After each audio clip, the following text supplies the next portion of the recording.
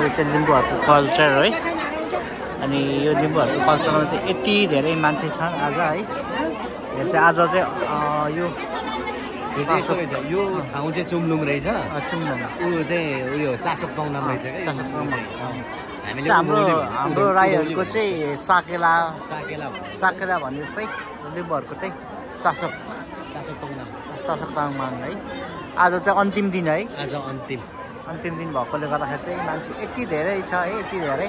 हाम्रो चाहिँ त्यो भित्र प्रोग्राममा पुगेर फर्किनको लागि चाहिँ यति गाह्रो भयो हुन्छ।